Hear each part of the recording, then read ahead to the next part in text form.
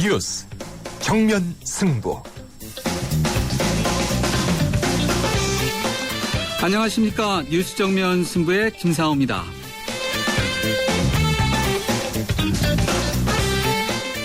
애국가 혹시 4절까지 외우시는지요? 예전에 학교 다닐 때는 외우기 시험도 봤던 기억이 나는데요. 그런데 정작 작사는 누가 했는지 아직 미상으로 되어 있습니다. 애국가의 작사가에 대해 새로운 주장이 나왔다고 합니다. 잠시 후 자세한 내용 알아보겠습니다. 대한민국 애국가 과연 남과 북이 함께 부를 그날이 올까요? 북한의 국방위가 한미연합 군사훈련 중단을 요구하면서 상호 비방을 중단하자는 제의에 대해서 우리 정부가 거부하면서 기싸움을 벌이고 있습니다. 기싸움 남과 북 못지않게 지방선거를 앞둔 여야도 치열합니다.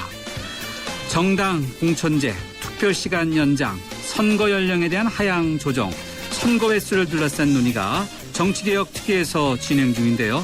과연 나라와 국민을 생각해서 이렇게 치열한 건지 궁금합니다. 잠시 후 국회 정치개혁특별위원회 여야 의원 연결해서 이야기 들어보도록 하겠습니다. 그리고 오늘도 뉴스 정면 승부 yes or no로 이렇게 시작하겠습니다. 정치개혁 특위에서 논의 중인 사안 하나가 선거 연령 하향 조정입니다. 민주당은 6.4 지방선거부터 국민의 참정권을 확대하고 투표율을 높이기 위해서 현행 19살 이상인 선거 연령을 18살 이상으로 낮추자고 제안했는데요. 그래서 오늘 뉴스 정면 승부가 여러분께 드리는 질문은 바로 이것입니다. 선거권 연령 18세로 낮추자는 의견 동의하십니까? 입니다.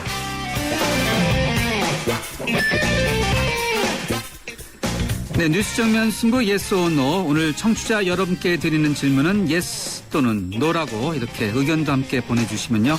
방송이 끝날 무렵에 자체적으로 집계해서 알려드리겠습니다. 짧은 문자는 50원, 긴 문자는 100원의 유료 문자인데요. 휴대전화 우물정 0945번으로 보내주시거나 그렇지 않으면은 스마트폰 YTN 라디오 애플리케이션이죠. 예스로 듣고 계신 분들은 게시판에 남겨주셔도 되겠습니다. 의견 보내주신 분들 가운데 몇 분 뽑아서 세계 지성인의 필독지 월간 누몽드 디플로마티크 6개월 구독권과 맥스무비 영화 예매권을 보내드리도록 하겠습니다.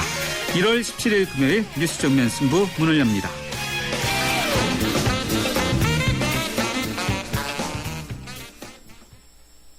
채소 과일이 건강에 좋다고 하면 승우 씨는 말하죠. 알고 있어. 그런데 미국 암협회에서 암 예방을 위해 채소 과일 하루 2컵 반 섭취를 권장한다고 해도 그럴까요? 그래? 그럼 더 먹어야겠네. 챙겨주세요. 미리미리 챙기는 가족 건강. 나랑 결혼해줄래? 내 속까지 풀 스테인리스로 건강하고 깨끗하게 지켜주고 아껴주고 싶으니까 쿠쿠 풀 스테인리스 2.0 에코. 매일 너와 쿠쿠하고 싶어. 쿠쿠.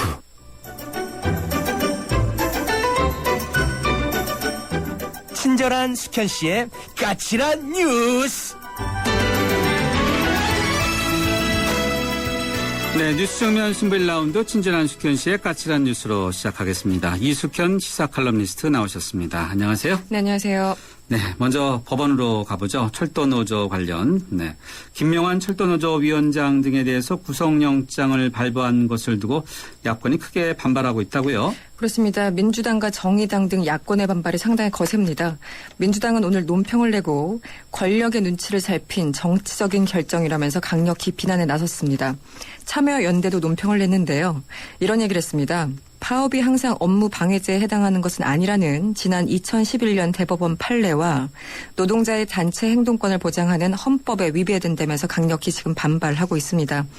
앞서서 서울 서부지법은요. 어제 김명환 철도노조 위원장 그리고 박태만 수석 부위원장 등에 대해서 범죄 혐의가 소명되고 파업에서의 역할과 지위 그리고 파업 종료 이후에 정황 등에 비춰서 도망할 염려가 있다면서 구속영장을 발부한 바가 있었습니다.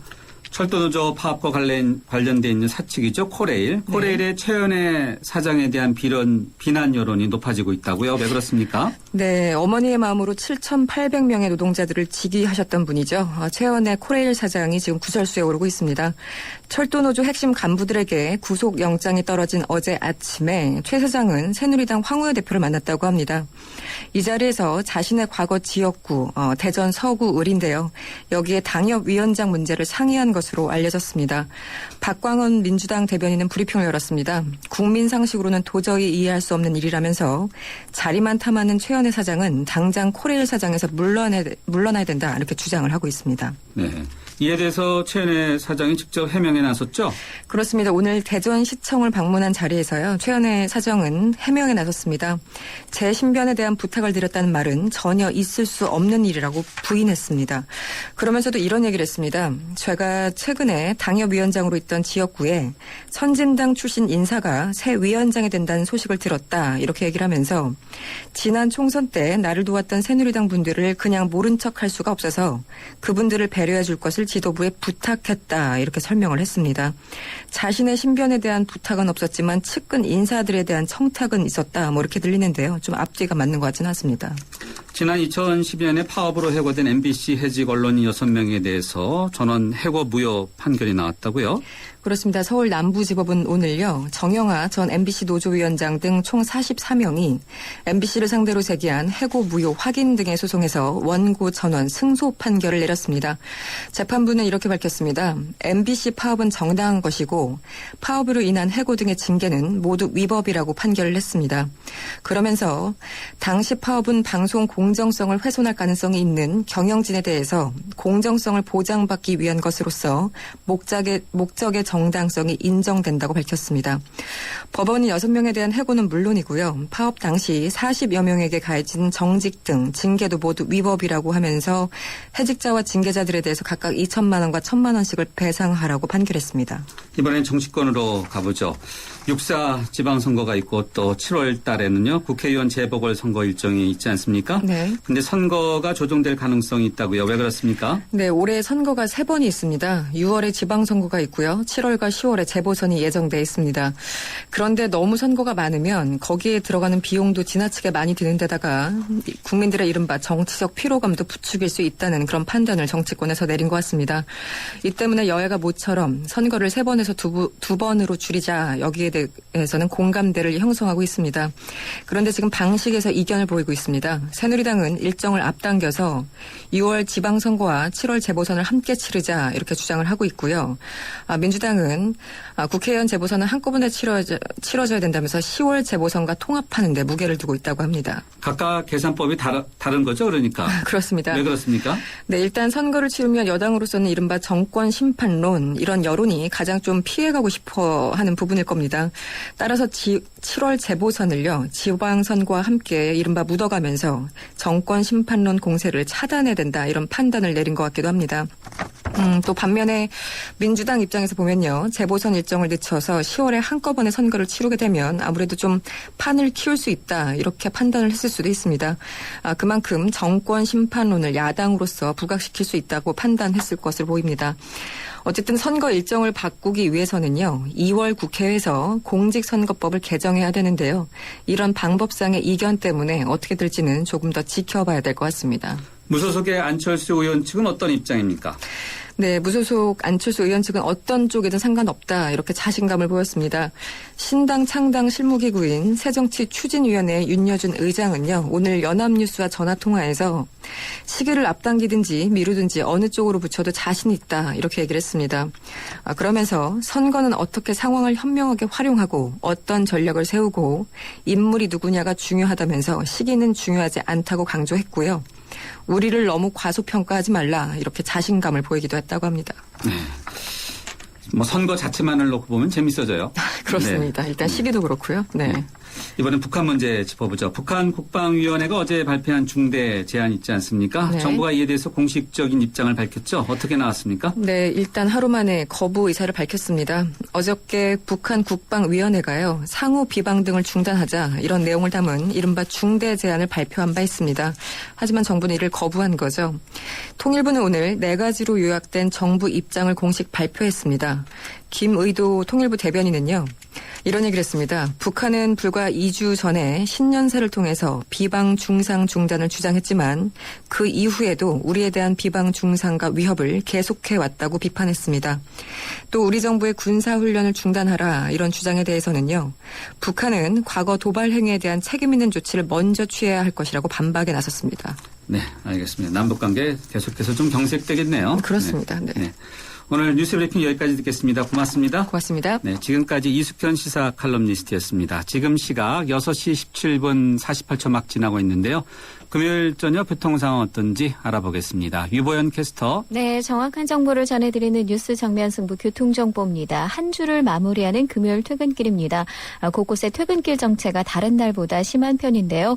특히 돌발 구간들이 있습니다. 올림픽대로 공항 쪽으로 고장차 여파인데요. 동호대교를 조금 지난 지점에 고장차가 서 있기 때문에 청담대교부터 밀리고 있고요. 고장차 지점을 지나서도 한강대교까지 속도를 줄이고 있습니다. 반대쪽 여의상류 나들목에서 청담대교 구간 밀려서 가고 있고요. 나란히 가고 있는 강변북로 구리 쪽으로 양화대교에서 반포대교, 반대쪽으로는 동호대교에서 마포대교 구간 더딘 흐름입니다. 그리고 서부간선도로가 양방면 전 구간 속도로 못 내고 있고요. 남부순환로의 경우는 서울대 입구역에서 낙성대 입구역 쪽으로 중간 지점에 사고가 났는데 사고 지점을 중심으로 정체되고 있고요. 언주로도 구룡터널에서 구룡초등학교 쪽으로 4차로에 승용차 간 사고가 났다는 점 참고하시기 바랍니다. 지금까지 뉴스 정면 승부 교통정보 유보연이었습니다. 대한민국의 하루, 여러분의 하루를 정리해드립니다. YTN 뉴스 FM, 뉴스 정면 승부. 뉴스 정면 승부 1라운드 첫 번째 정면 인터뷰 함께 하시겠습니다. 동해물과 백두산이 마르고 닳도록 하느님이 보호하사 우리나라 만세. 방금 읽어드린 부분은요, 애국가의 첫 소절입니다. 대한민국 국민이라면은 가사를 들여다보지 않아도 자연스럽게 부를 수 있는 유일한 노래가 아닐까 싶은데요. 학교에서는 아침 조회 시간마다 부르고 입학식, 졸업식, 그리고 국가 행사에서도 빠지지 않고 들리는 애국가를 과연 누가 만들었는지 혹시 청취자 여러분은 알고 계신지요? 작곡에는 안익태 선생님, 작사는 여전히 미상으로 남아 있습니다. 그런데 한 기사를 통해서 윤치호 선생의 필체로 쓰여진 애국가 원본이 미국의 에머리대에 보관되어 있다고 이렇게 보도가 되었습니다. 원본이 확인된다면은 작사가 미상이 윤치호 선생으로 이렇게 기재될 확률이 크다고 하는데요. 이 보도와 관련해서 문화재 제자리 찾기의 대표이신 해문 스님과 이야기 나눠보도록 하겠습니다. 해문 스님 안녕하세요. 예, 반갑습니다. 네. 자, 보도된 기사처럼 현재 미국의 에머리대에 윤치호 선생님의 친필로 쓰여진 애국가 원본이 보관되어 있다는 것이 사실입니까? 예, 사실입니다. 에머리 대학의 윤치호 친필 애국가 원본이 소장되어 있다는 사실을 저희가 조사해본 결과 소장 사실이 확인됐고요. 이어서 저희가 이 원본을 직접 열람하고 싶다는 열람 신청을 해서 지금 현재 열람 신청까지 허가를 받은 상태입니다. 아, 허가도 받았다고요? 네. 자, 보관되어 있는 원본의 상태나 내용이 어떠한지 좀 파악이 돼 있습니까? 예, 내용은 윤치호가 1907년 애국가를 스스로 작사했다는 내용으로 1907년 윤치호작이라고 서명되어 있고요. 내용은 애국가를 1절부터 4절까지 후렴구까지 기록하고 있습니다. 원본의 상태는 안타깝게도 확인하지 못했습니다. 에머리 대학이 애국가 원본을 아마도 윤치호 유적으로부터 기증받은 상태가 90년대일 것으로 생각하는데요. 그 이후에 이 원본의 상태를 확인하거나 또 이 원본을 직접 열람한 사람은 없는 것으로 알고 있습니다. 그러니까 애국가를 윤치호 선생이 스스로 썼다, 작사를 네. 했다, 이런 말도 적혀 있다는 거네요? 예, 그렇습니다. 아, 그렇군요. 네. 자, 관련된 자세한 내용들이 확인되면은, 좀 더 확인이 되면은 애국가의 작사가로 윤치호 선생님을 이렇게 확인이 되면서 기재되는 건가요?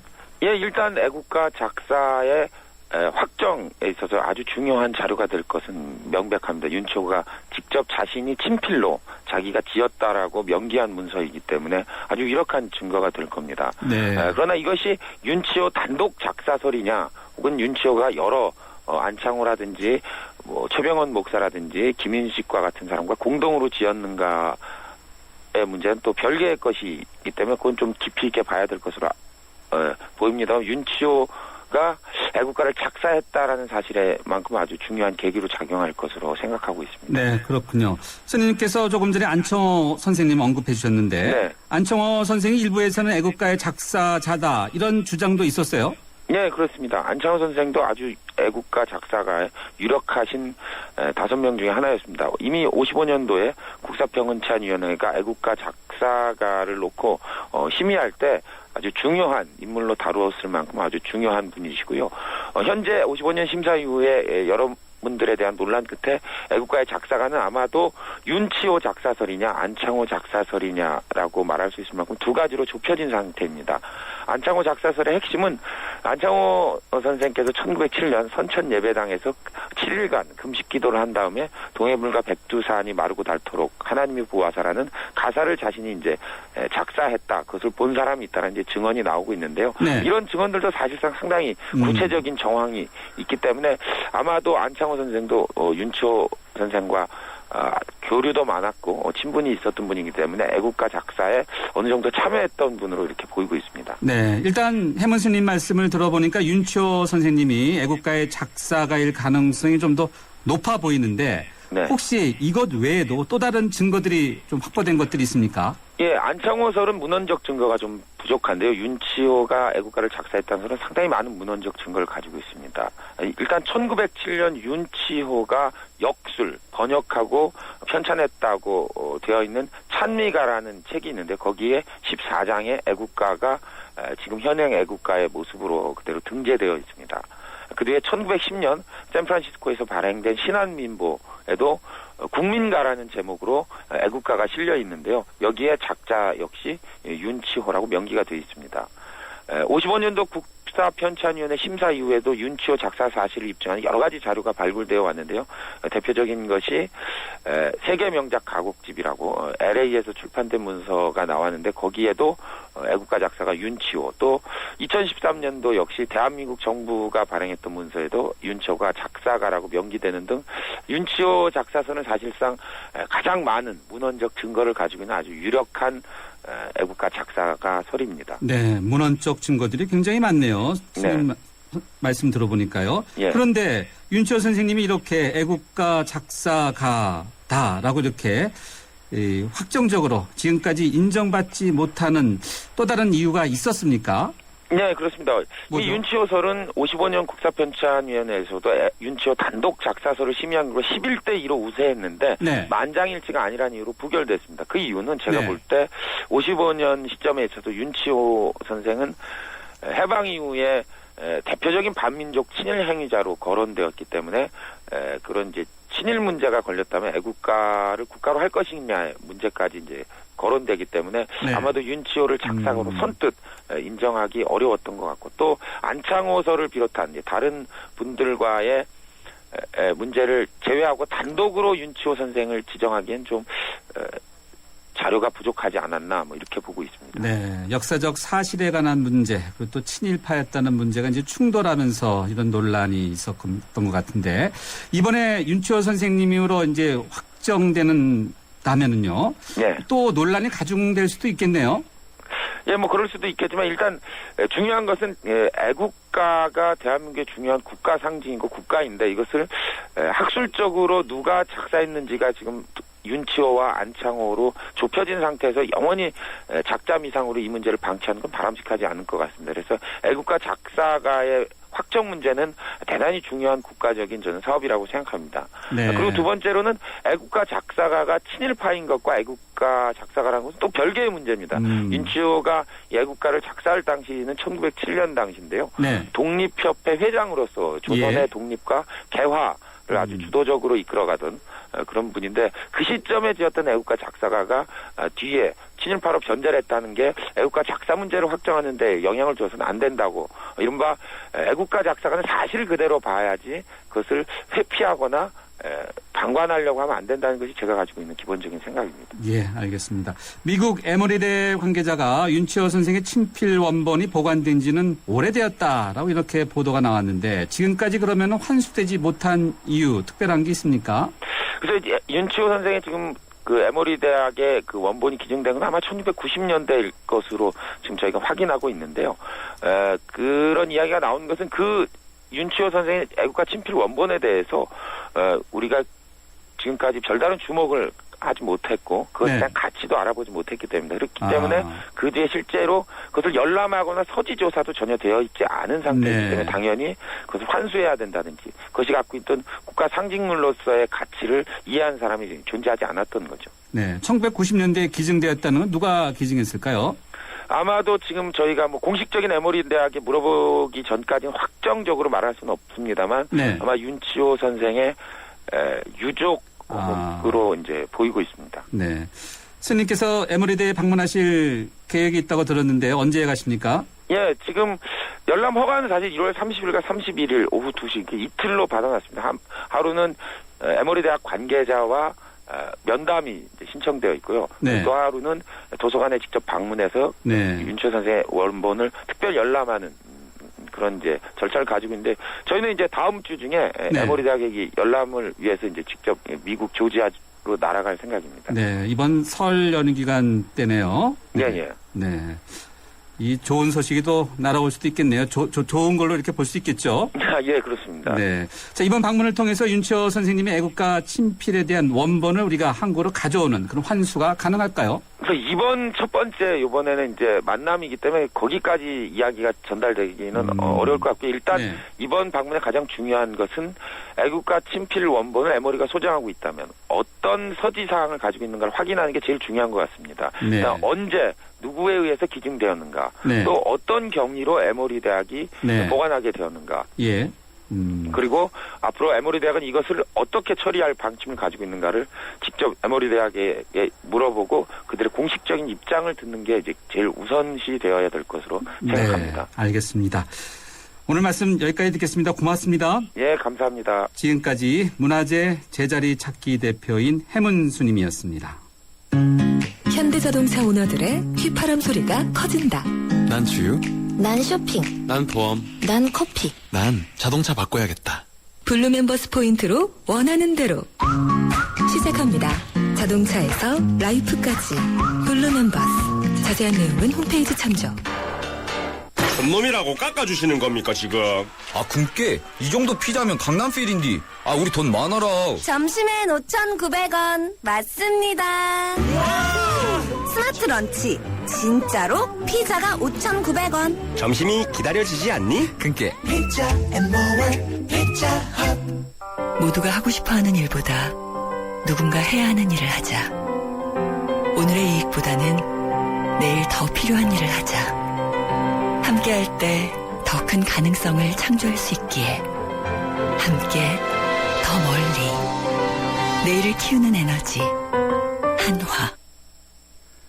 네, 이 조류 인플루엔자 문제가 이게 보통 문제가 아닌가 봅니다. 전북 고창 종오리 농가에서 발생했는데 방역 당국이 무려 오리 2만여 마리를 매몰 처분했다고 합니다. 이 농가에서 최근까지 보호한 새끼 오리가 전국 24곳의 농장으로 이동해서 전국적으로 크게 확산되는 것이 아니냐 이런 우려를 낳고 있는데요. 이와 관련해서 당정이 전북 고창에서 발생한 조류 인플루엔자 AI라고 하죠. 이 감염 확산을 막기 위해서 선제적인 조치를 이렇게 취해가기로 했습니다. 그리고 관련 부서들 안전행정부라든지 국방부, 경찰청 등과도 협력 체계를 구축하고요. 또 총리도 이 관련된 상황 보고를 계속해서 받아서 원인 규명을 철저히 하고 신속한 대응에 나서라고 이렇게 지시했습니다. 모두가 주의해야 될 것 같습니다. 정면승부 1라운드 여기서 마무리하고요. 2라운드에서 찾아뵙겠습니다.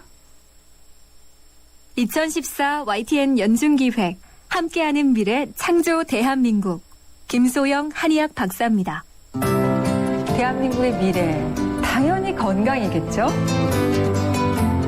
요즘 보면은 학생은 학생들대로 또 주부는 주부대로 각자의 스트레스를 너무나도 안고 가는 사회가 돼버리지 않았나 이런 생각을 해봅니다. 모든 게 다 빨리빨리 이런 생활 습관에서 비롯된 게 아닌가 싶어요. 그래서 빨리빨리 생활 습관을 버려버리고 차근차근 생활 습관을 만들어 나간다면 그것이야말로 건강해질 수 있는 비결이고 미래의 건강한 대한민국을 여는 초석이 되지 않을까요? 2014 YTN 연중기획 함께하는 미래 창조 대한민국 YTN 라디오가 함께합니다. 살아있는 뉴스 깨어있는 방송 한국의 뉴스 채널 YTN 뉴스 FM. 오늘 청취자 여러분과 함께하는 yes or no 질문은 선거권 연령 18세로 낮추자는 의견에 대해서 동의하십니까? 바로 이 질문입니다. 휴대전화 우물정 0945번으로 여러분의 의견 기다리고 있고요. 의견 보내주신 분들 선물도 준비되어 있습니다. 잠시 전하는 말씀 듣고 정면 승부 두 번째 인터뷰 이어가겠습니다. 소치의 감동부터 브라질의 열기까지 LGTV로 바꾸시면 더욱 생생해집니다. 울트라 HD TV, OLED TV, LED TV 구입 시 최대 200만 원 캐시백 혜택을 드립니다. 2월 23일까지 행사 제품의 하나입니다. 자세한 내용은 베스트샵 홈페이지 참조. 전자제품 쇼핑은 베스트샵에서. 도전해보고 싶은 유럽 탑10 개표 결과입니다. 프라하 스카이다이빙, 알프스 캠핑 등 쟁쟁한 경쟁자를 누르고 1위는 의외인데요. 내가 사랑한 유럽 탑10 투표 결과는 travel.koreanair.com에서 대한항공 유럽 11개 도시 최다 노선 운항. Excellence in flight. Korean Air. 손놈이라고 깎아주시는 겁니까 지금? 아 금께 이 정도 피자면 강남필인디. 아 우리 돈 많아라. 점심엔 5,900원 맞습니다. 스마트 런치 진짜로 피자가 5,900원. 점심이 기다려지지 않니? 금께 피자 앤 모어 피자 헛. 뉴스 정면 승부 2라운드 두 번째 정면 인터뷰 함께 하시겠습니다. 여야가 6.4 지방선거 체제 준비를 본격화하고 있는 가운데 정당 공천제 폐지 문제가 논란이 되고 있습니다. 새누리당은 위헌 가능성을 제기하면서 반대 입장을 분명히 한 반면 민주당은 공약 파기라면서 맞서고 있는데요. 이뿐만 아니라 선거 연령, 투표 시간 연장, 선거 횟수 축소와 관련해서도 여야 간의 이견이 큽니다. 바로 이런 내용을 정치개혁특별위원회에서 논의하고 있는데요. 국회 정치개혁특위 여야 의원들 차례로 입장 들어보도록 하겠습니다. 먼저 국회 정치개혁특위 여당 위원인 새누리당의 장윤석 의원 전화로 연결돼 있습니다.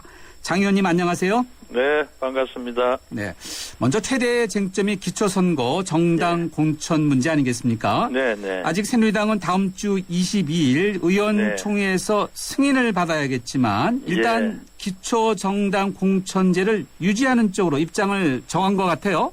네, 대체로 당의 많은 의원들이 대다수 의원들이 그렇게 생각을 하고 있습니다. 아, 왜 그렇죠? 정당 공천의 폐해에 대해서 국민들이 우려하는 거 잘 알고 있습니다.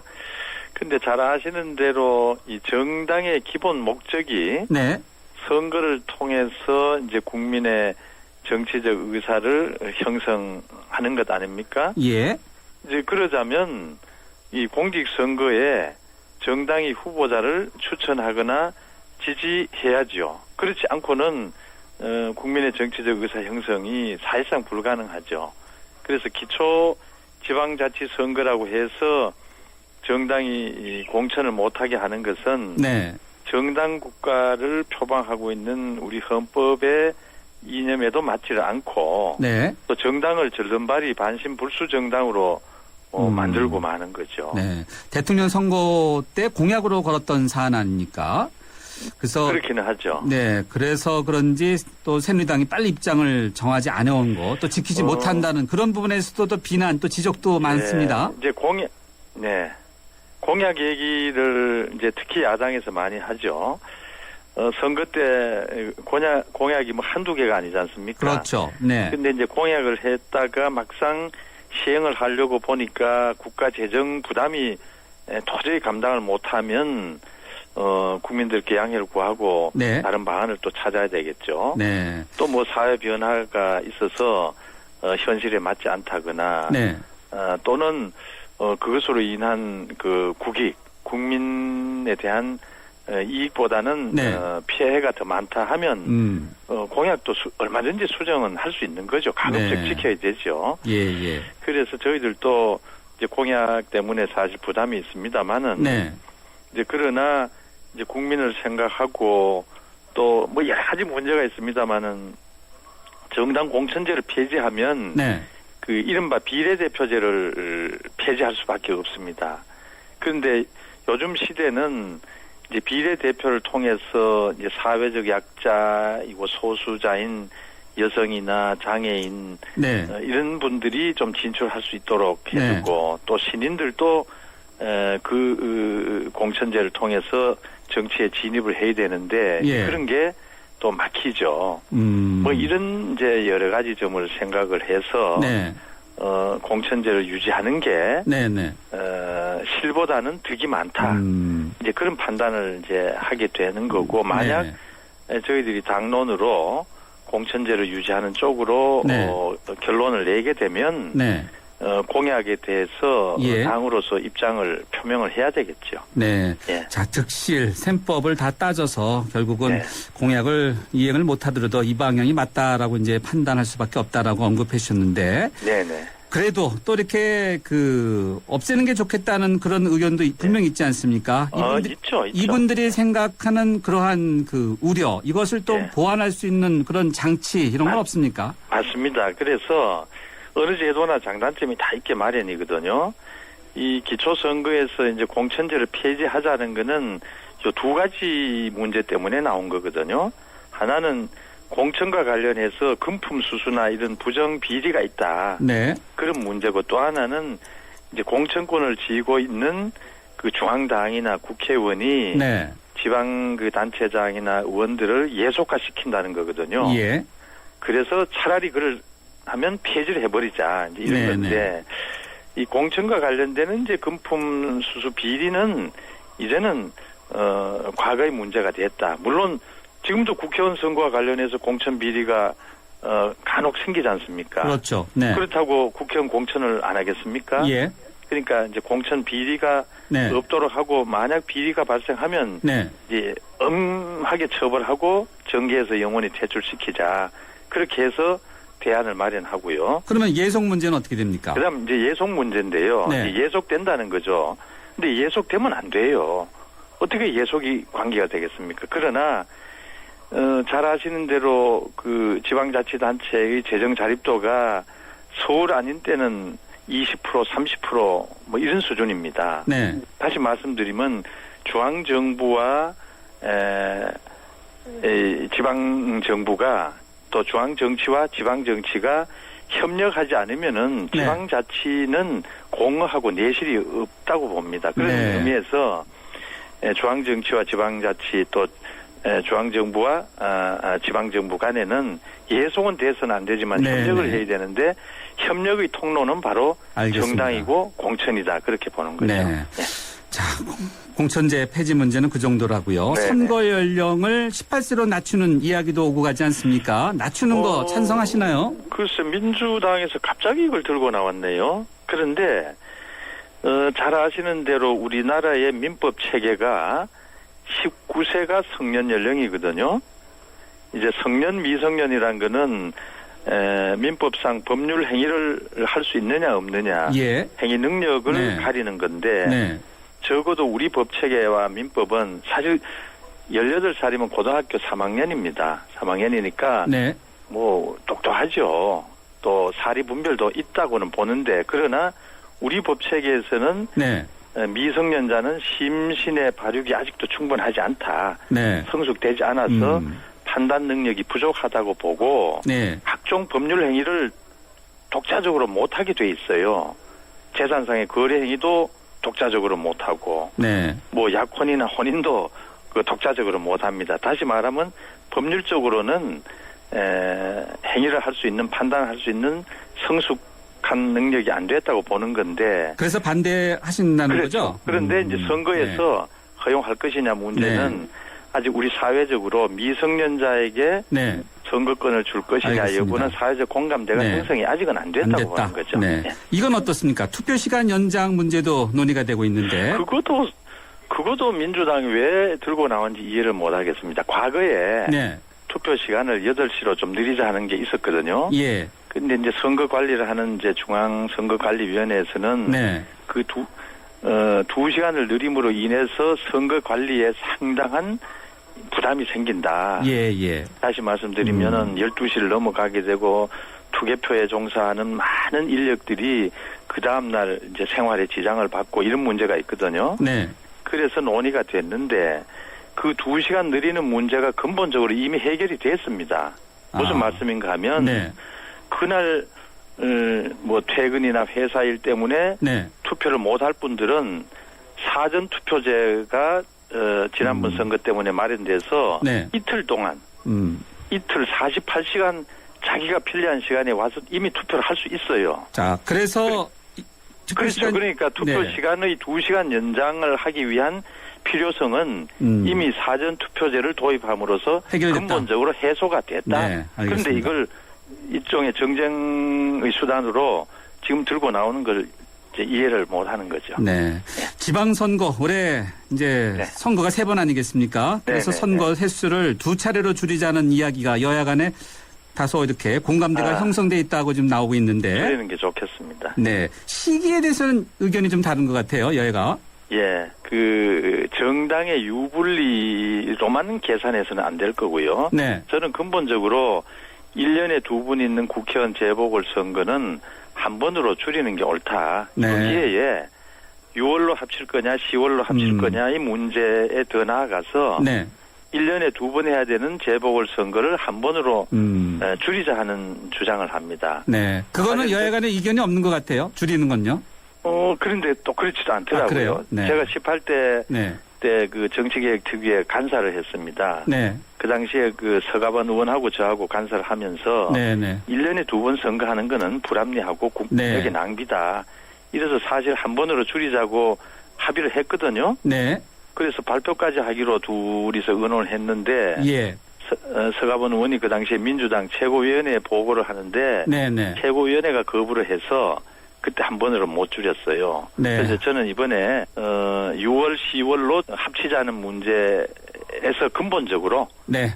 1년에 2번 하는 알겠습니다. 재보궐선거를 한 번으로 줄이자고 주장합니다. 네, 알겠습니다. 저희가 이 허락된 시간이 여기까지라서 아쉽지만 오늘 여기까지만 듣도록 하겠습니다. 네네. 감사합니다. 네, 감사합니다. 네, 국회 정치개혁특별위원회 여당 위원인 새누리당의 장윤석 의원이었습니다.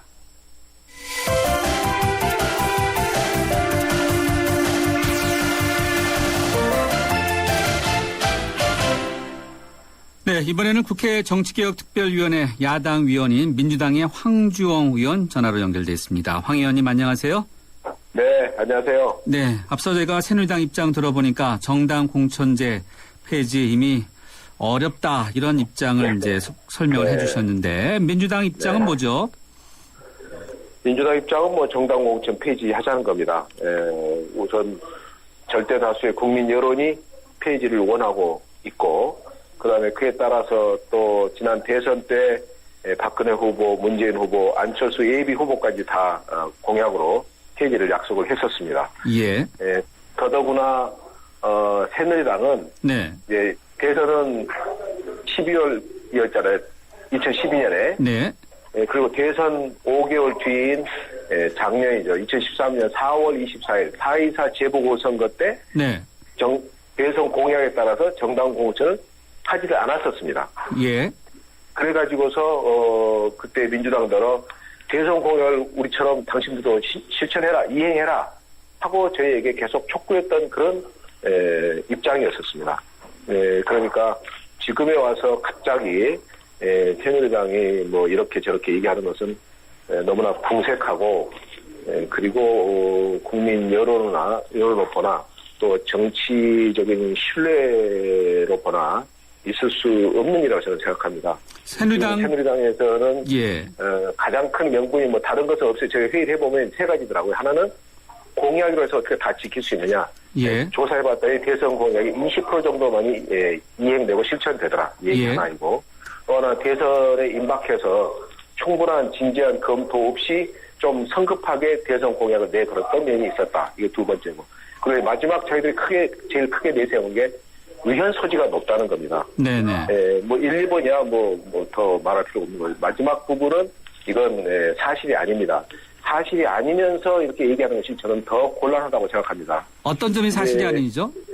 우선 2003년에 헌법재판소의 판례를 가지고서 얘기를 하는데 2003년의 헌재 판결은 정당 표방에 관한 것이었지 정당 공천 폐지에 관한 것이 아니었다는 얘기입니다. 그러니까 정당 공천을 폐지하고서도 정당 표방을 금지할 수도 있고 할 수도 있는 겁니다. 예. 허용할 수 있는 겁니다. 그러니까 정당 공직이 없어도 그 사람이 출마자가 예를 들어 현재 나는 뭐 민주당의 무슨 뭐 수석 대변이라든가 또는 뭐 당무위원이라든가 이런 것을 밝힐 수 있다는 겁니다. 근데 이것을 밝히게 하는 것이 합헌이라는 판결이었습니다. 정당 공천 폐지하고는 전혀 상관이 없는 거였습니다. 더더구나 결정적인 것은 물론 이제 헌법학자 중에서는 일부 뭐 이렇다 저렇다 문제를 제기할 수 있죠. 그러나 기관에서 대한변호사협회, 그러니까 대한변협과 그다음에 헌법학자들의 모임인 한국공법학회에서 국회에다가 보낸 의견서가 있습니다. 예. 그게 작년 7월 3일하고 16일에 보냈는데 내용이 어떻게 되어 있냐? 예. 기초단위의 정당 공천 폐지하는 문제는 이것은 헌위원회 소지가 없다. 이것은 국회의 입법 재량의 영역에 속한다. 네네. 다만 그렇게 하되 그러니까 폐지는 합헌이 돼 정당 표방을 금지하는 것은 위원회 소지가 높다. 이렇게 온 거예요. 네. 양쪽 다 한국공법학회나 대한변협이나 정당 공천 폐지 문제는 합헌이다.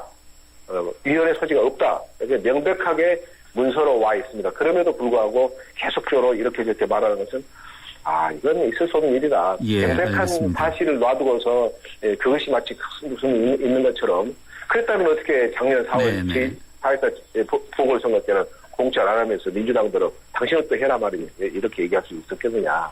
그러면요. 새누리당이 다음 주 의원총회를 통해서 공천제를 유지하겠다 이렇게 확실하게 입장을 정하면 민주당은 어떻게 대처하실 생각인가요? 큰일이죠. 큰일이다. 구체적인 계획은 없고요? 그래서는 안 되는 건데, 물론 이제 그렇게 되면 우선은 아마 국민적인 저항에 붙일 겁니다. 그리고 여러 개의 시민사회단체들이 지금 결성해서 시민행동이라는 200 몇십 개의 시민사회단체가 결성해서 정당공천 폐지를 여야에 촉구하고 있습니다. 여기에서도 아마 여러 가지 의견 표시가 있을 걸로 압니다. 네. 민주당으로서 당연히 대선 공약이고 국민이 원하는 바의 입장으로 새누리당이 정직하게 입장 선회를 약속을 지킬 것을 또 요구하고 그런 논의를 하게 될 것입니다. 이건 어떻습니까? 선거 연령을 18세로 낮추는 것에 대해서는 새누리당은 반대하는데요. 네. 지금 이거 이제 민주당을 18세로 낮추자는 건데 이건 민주당의 의견이 아니라 국가인권위원회에서 국회에다가 제출한 의견서입니다.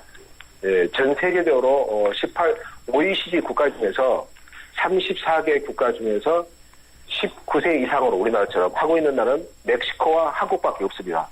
나머지 32개국은 전부가 다 18세로 하고 있습니다. 그래서 우리도 국가인권위의 권고에 있는 것처럼 18세로 낮추는 것이 합리적이지 않느냐 이런 입장을 갖고 있습니다. 앞서 새누리당의 장윤석 의원은 민법과 통일하게 하는 게 좋겠다 이런 의견을 제시하던데요. 그런 여러 논의야 그렇게 얘기할 수 있죠. 네네. 자 그러면 투표 시간 연장 문제 이 논의가 진행되는데 민주당은 연장하자는 거죠? 민주당은 연장하자는 겁니다. 네, 새누리당 쪽에서는 이미 사전 투표가 있기 때문에 불충분하다. 이거면 충분하다. 이렇게 이야기하고 있던데요. 아까 보니까요. 네, 그것은 다른 쟁점인데 그것은 이제 정개특위 내에서 논의를 해서 저녁 6시로 하느냐, 저녁 8시로 하느냐. 네네. 그거 가지고 좀 더 얘기가 필요할 것 같습니다. 네. 어떤 식으로 정리가 될 것 같아요? 지금 이제 쟁점이 이제 서로가 일치하는 것이 거의 없는 상태입니다. 아까 말씀한 그런 쟁점 포함해서 거의 한 10여 개의 쟁점들이 있습니다. 네. 그래서 적절한 중간선을 취할 수도 있고 어떤 것은 중간선을 취할 수 없는 게 있거든요. 폐지냐 유지냐 이런 것은.